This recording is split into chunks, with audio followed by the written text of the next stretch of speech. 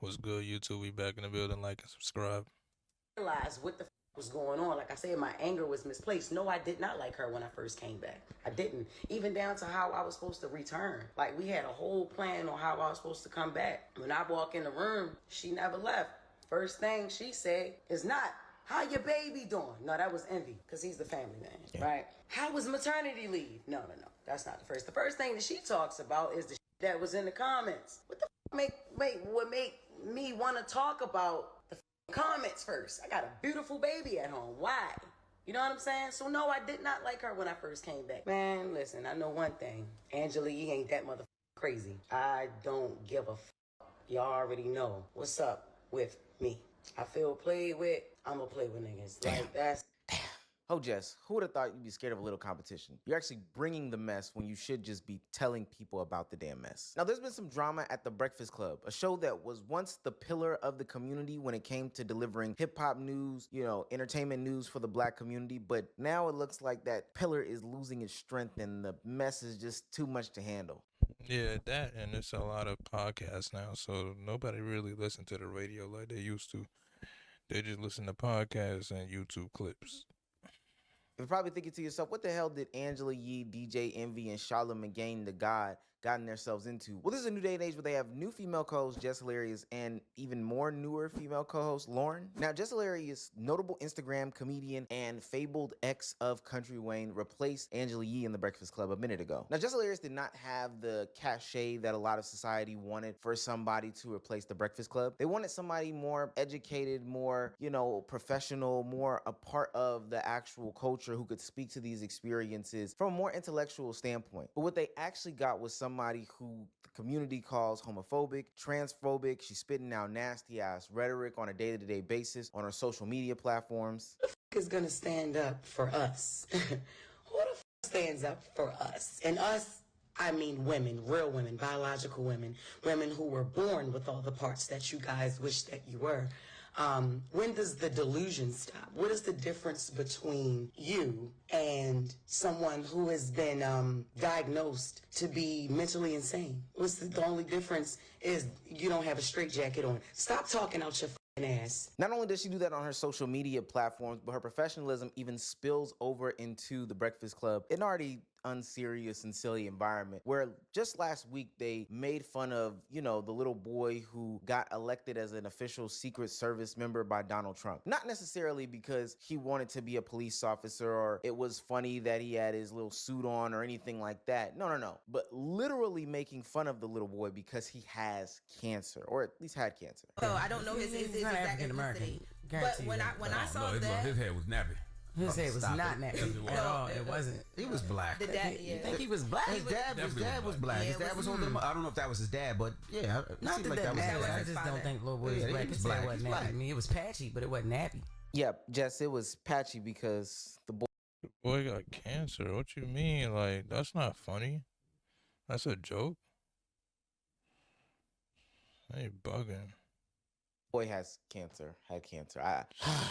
So coming in with 2 strikes, but trying to get a 3rd strike every single day of her career, and a lot of people argue that she already got it, means that Jess Hilarious could not afford to have any situation in which people will be questioning her need basically to be on set. And then she goes and gets pregnant. And so Lauren has to step in for her naturally, and people love Lauren's persona on the cast, her perspective that she gives. She handles political commentary very, very well. She delivers the mess from an intelligent perspective. I mean, damn, she can read for Pete's sake. I think it's the fact that Lauren is a professional in this conversation. I mean, and I know that sounds like the craziest thing in the world, but in 2025, a lot of these media publications aren't looking at professionals to be in their work environment. So having a professional who's worked at ESPN and TMZ and literally went to school for some of this stuff, it's a breath of fresh air. And a lot of people felt that breath of fresh air. And they damn enjoyed it. Like, it was great. But so when Jess came back from her maternity leave and Lauren didn't pick up her stuff and move off the set, Jess felt some type of way. She was very, very much upset, and she needed social media to know, not the people that she's working with, but needed social media to know that she did not like the fact that basically she was being challenged by somebody better than her replacement. We supposed to be a team up that bitch. Not one person comes to my defense at all. Like when not one motherfucker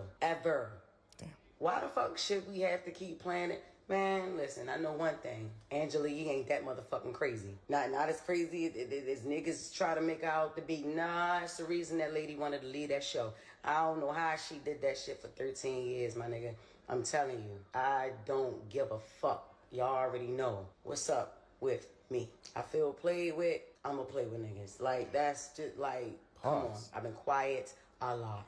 If Jess Hilarious is quiet, it's a motherfucking reason. I always got my motherfucking mouth open. All the time. Now, how about y'all clear some of this shit up for y'all teammate? That shit is ran like a high school. Every day. And they always talk about, you ain't at work, you ain't at work. Yeah, bitch, I started picking up more shows. Hell no. That's how I'm getting. Hell no. I have more fun outside the fucking studio than I have in there now. Is you crazy? Damn. You would think Jess Hilarious, who was an internet personality, It's the thing, man. Nowadays, it's podcasts competing with the radio shows. before working with the Breakfast Club, would be able to handle some of the commentary or comments about how people view her versus Lauren a little bit more professionally, you know, not feed into them so much. But I guess when you're not classically trained or when you haven't taken classes to deal with these things, et cetera, you know, you just fly off the deep end because that's what you've been doing for your whole internet career. It's the reason why you responded to some of these comments in your comment section by calling people slurs. This is classic Jess Hilarious. Now, some of the commentary is totally out of pocket. I don't like some of the comments talking about her biggest mistake being the fact that she had a baby. I know there's some realism to the conversation about women in the workplace and having kids and having to decide about careers, et cetera, but I actually do acknowledge what she said in her video about having the baby, being in corporate, et cetera. In this industry, what I'm doing ain't no right time to have a baby, so you have them when you have them. I don't regret when I got pregnant. I don't.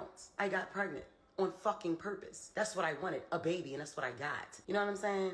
But I wanted Breakfast Club.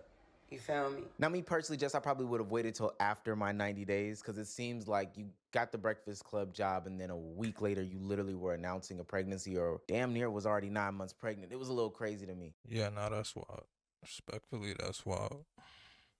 But what you don't realize is that you're trying to use a movement or a narrative or a talking point for a lot of other, you know, corporate women that have the plight of choosing the career and the family, you know, that type of talking point. You're trying to use that to galvanize people to be behind you. But again, it's not like you were good at your job. Trust me when I say this, you were probably already on your way out, but you just gave them another thing to push you over the edge. Now, I'm not saying it's the right thing, but you damn sure gave them a reason to get you up out of there. Or at least introduce somebody new, fresh, and entertaining. Somebody that brings something a little bit more. Whether you like her or dislike her by her political stance or whatever the case may be, Lauren is just objectively better than you. And you want to know how I know Lauren is better than you? It's because you're literally bringing this to the internet. I don't understand what this idea is with the new age of social media and people existing on it that believe that they can bring everything to the internet. But no, you decided to step foot into the corporate lifestyle. You know, this is a job that you loved, et cetera, et cetera. But that doesn't mean that you can take everything.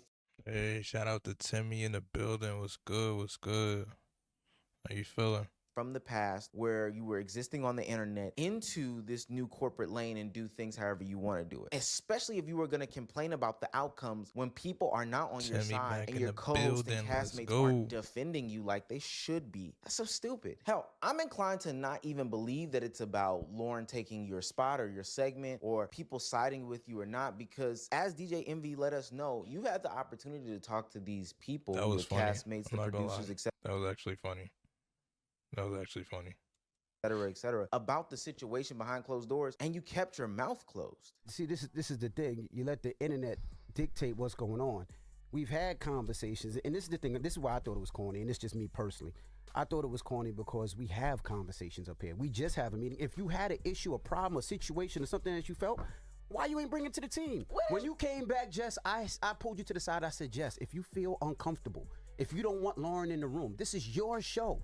We can make that the change whenever you want. Did I not say that to you? Yeah, you did. It's not about wanting her in a room, yo. It's about the segment. Like it was like y'all have that conversation y'all wanted off her. Air. If you had a problem, say it to us. We had a meeting yesterday. Conversations off air. What not is we like talking that. about? Not like nobody having my back, because we have your back. So at this point, everybody's pointing out your unprofessionalism. You can't even hide it anymore. Your castmates know. Yeah, Jess is bugging. I'm not gonna lie. She's bugging for acting the way she acting. Apparently, she acted out of character, and she don't see how that's wrong. I don't, I don't get it, man. I don't get it, chat. But to me, you're funny. You're hilarious. The producers know it, the people in the audience know it, and it's becoming so bad that you're letting it spill out onto camera when you're having conversations with Lauren and you're literally telling her to shut up and be quiet because of the jealousy that you have about her in that situation of her taking your spot on the show. Everybody, the audio yesterday. And then, hold up, be quiet. How everybody a real estate agent? How everybody? Because a lot of the wags do that. Jail. Rihanna For a long time. and her outfit This is not no, listen, hush. This is not a Travis. No, Lauren. No. Just listen. Just please hush. This is not a Taylor Swift football game situation. At this point, the loose sheet is tucked, the comforter is on the bed, the pillows are fluffed, and it's just time for you to lay in the bed that you have made. Instead of getting better at the craft and taking the job more seriously, or taking in the constructive criticism, or help, maybe not just being homophobic or transphobic or disrespectful or just unprofessional on set, you are deciding to double down in the unprofessionalism and come for somebody who isn't gonna come for you. Hell, even when Lauren decides to have conversation about what you said, the way that she does it is better than a lot of people, because she should have honestly let your ass have it after you said what you said. And then when I pulled you into the office with our EP with Eddie, the first thing I said to you was, Jess, we fighting for airtime and it shouldn't be like that. I want to know what can I do better as a producer? What can we do better as the two women sitting right here next to each other to make sure that don't happen, because it doesn't look good. It's not going to play well for either one of us. I literally swear to God, I don't even remember you saying that. You overtalk. And it's like the only time you can quiet down is if somebody be like, shut up or hush. My mom don't even tell me shut up, Jess. I'm a grown-ass woman. And I understand. You could have said that on air right then and there. Or right after when you saying you pulled me in the office. You never pulled me nowhere to tell me that. Because the way that I do things when it comes to my job and my career, that's not what we on. And I told you from the jump, I was never going to give that to you. I think Jess Hilarious sees something in Lauren Jackson that she knows that she could never be. And that's This is just a bad look on Jess. Like, I don't even understand why she acting like that. Like, I don't understand the whole story, but like I said, she bugging out for acting the way she acting. And shout out to Lauren for even still holding herself accountable and standing on business. You know what I'm saying? And not taking the disrespect, most importantly.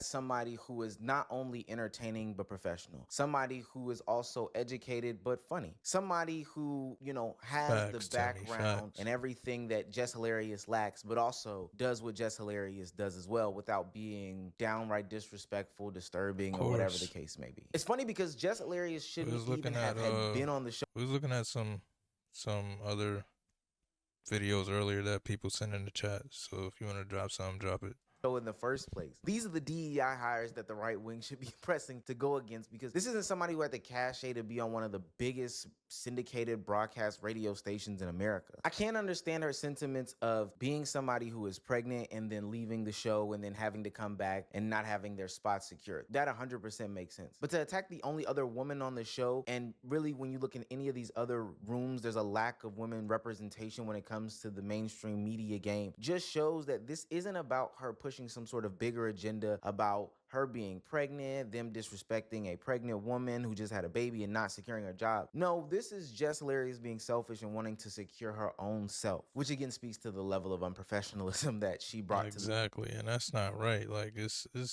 different if it was her own podcast, if that was her own show, but that's not her show, so she can't come in and think like, oh, this is my thing, like I run it, I'm the main character. Like, no, you're part of a team. You gotta act accordingly. You know what I mean? You gotta have some respect. Simple. The table in the first place. Ultimately, this is what's wrong with mainstream media, traditional media as we know it. Their attempts to go to the online sphere to get these unprofessional, unqualified DEI hires is honestly making them less and less credible as the day begins. Now, Charlamagne the God was already a clown for his own reasons. Envy was a clown for his own reasons. And people definitely didn't like Angela Yee and her interview skills, but at least it worked. Maybe we were just accustomed to it. But when given the opportunity to bring some seriousness to the platform, The Breakfast Club club fell flat on their face into a mess that was Jess. Hopefully this is the end of her, because I know iHeart probably not putting up with that shit. It'll be glad to see her gone. Back on internet doing internet shit with B. Simone or whoever else.